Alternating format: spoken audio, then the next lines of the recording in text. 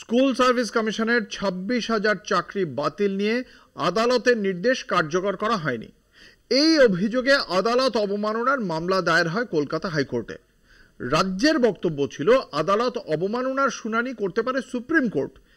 এখানে তৈরি হয় সংঘাত। আজ সেই মামলার শুনানি ছিল হাইকোর্টে।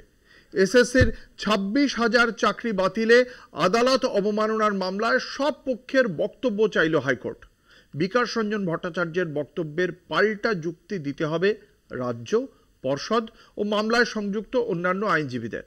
অন্যদিকে প্রাথমিকের 32,000 চাকরি বাতিল মামলায় আবেদনের পাহাড়, কিন্তু এত আর্জি আলাদা আলাদা করে শোনা অসম্ভব। তাই আইনজীবীদের লিখিত বক্তব্য জমা দিতে নির্দেশ বিচারপতি তপব্রত চক্রবর্তীর ডিভিশন বেঞ্চের। সুপ্রিম কোর্টের নির্দেশে এসএসসির 26,000 চাকরি বাতিল, প্রমাণিত অযোগ্যদের বেতন ফেরত সহ একাধিক নির্দেশ দিয়েছে শীর্ষ আদালত।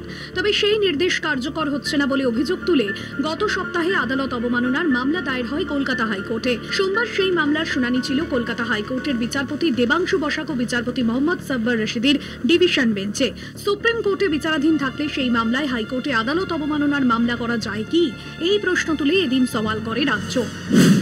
রাজ্যের আইনজীবী পার্থসারথী সেনগুপ্তর সওয়াল, সুপ্রিম কোর্টে মামলা বিচারাধীন থাকলে সেই মামলায় হাইকোর্টে আদালত অবমাননার মামলা হতে পারে না। বোম্বে হাইকোর্টের নির্দেশের কপি দিয়ে উল্লেখ করলাম। স্কুল সার্ভিস কমিশনের আইনজীবী সপ্তাংশু বসু বলেন, হাইকোর্ট এই মুহূর্তে আদালত অবমাননার মামলা শুনতে পারেন না।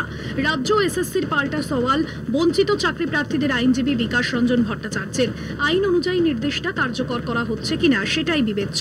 শীর্ষ আদালতে মামলা বিচারাধীন থাকলেও মূল নির্দেশটা ছিল হাইকোর্টেরই। বিচারপতি দেবাংশু বসাক বলেন, সুপ্রিম কোর্ট হাইকোর্টের নির্দেশের বেশ কিছু পরিবর্তন করেছে, নির্দেশের বেশ কিছু জায়গায় হস্তক্ষেপ করেনি। তার মানে কি হাইকোর্ট বা সুপ্রিম কোর্ট দুটি আদালতেই অবমাননার মামলা করা যায়? বিকাশ রঞ্জন ভট্টাচার্য বলেন, কেউ চাইলে হাইকোর্টের কাছে আবেদন করতেই পারে। বিভিন্ন আদালতের নির্দেশ কপি এদিন বিচারপতি দেবাংশু বসাকের ডিভিশন বেঞ্চে তুলে দেওয়া হয়। 1 মে বিকাশ রঞ্জন ভট্টাচার্যের বক্তব্যের পাল্টা যুক্তি দেবে রাজ্য, পর্ষদ ও মামলায় সংযুক্ত অন্যান্য আইনজীবীরা। ওই দিন ফের শুনানি। এদিকে সোমবার প্রাথমিকের 32,000 চাকরি বাতিল মামলার শুনানিও ছিল কলকাতা হাইকোর্টে।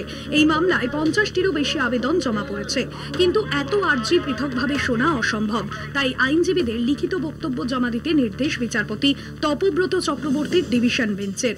আমাদের ক্ষেত্রে এখন অবধি কোনো এভিডেন্সই নেই, আমরা কোনো এভিডেন্সই পাইনি। যেটা সিবিআই তদন্তে পেয়েছে, যেটা পেয়েছেন সেটা 236 জন কি আদার্স 73 জন, সেটা ওই 16 সালের রিক্রুটমেন্ট অনুযায়ী বা 2017 সালে যারা রিক্রুট হয়েছিল তাদের কেউ নয়।